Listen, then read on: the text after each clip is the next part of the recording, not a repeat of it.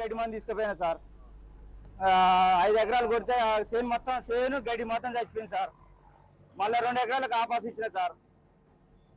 ఆపాస్ ఇచ్చి గడ్డి పని చేస్తలేదు, వేరే గడ్డి మంది అంటే వేరే గడ్డి మంది కన్నా ఈ గడ్డి మంది బాగా పని చేస్తుంది అని చెప్పిండు సార్.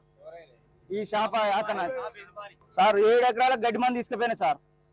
7 ఎకరాలు గడ్డి మంది తీసుకపోతే 5 ఎకరాలు దాకా కొట్టిన సార్. 5 ఎకరాల గడ్డి చేను మొత్తం చచ్చిపోయింది సార్. గడ్డి మందు మంచి కంపెనీ అంటే ఇది దానికన్నా ఇది బాగా పనిచేస్తుంది, పచ్చ కొత్తది అన్నాడు సార్. అంటే తీసుకుపోయినా సార్. తీసుకుపోయి 5 ఎకరాలకు కొట్టిన 2 ఎకరాలకు ఆపాస్ ఇచ్చిన సార్. పని చేస్తలేదు, గడ్డి చేను మొత్తం చచ్చిపోయిందని అప్లికేషన్ ఇక్కడికి వచ్చి డిమాండ్ అంటే షాప్ కాడికి ఏరే షాప్ కాడ రాని పొద్దున కూర్చోబెట్టింది సార్. పొద్దున కూర్చోబెట్టి ఏరే సార్ రావాలా, మీరు వస్తారని చెప్పలేదు అని అన్నాడు సార్.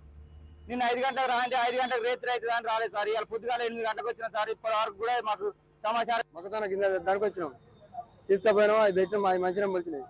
ఆన్లైన్ మంది దొరుకుతుంది, ఆడికి పోతే అది పక్క షాప్ అని ఆయన ఎదురుగా అని చెప్పాడు.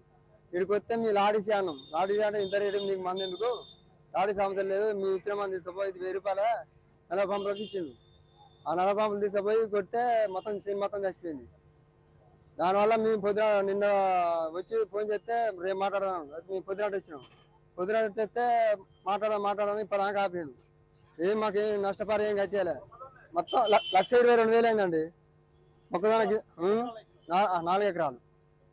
4 ఎకరాలు మొక్కదాన వేసిన. 4 ఎకరాలు మొత్తం పోయింది. వాళ్ళు కంపెనీలు చూసుకుంటాను, కంపెనీలు కూడా వచ్చారు. 2 రోజులు చూసిరు, రేపు చెప్తా అని ఇప్పటికి 5 రోజులు అవుతుంది. దాని గురించి అసలు పట్టించుకుంటే సార్ వాళ్ళు. మొత్తం కవులే అండి, నాది 4 ఎకరాలు కవులే.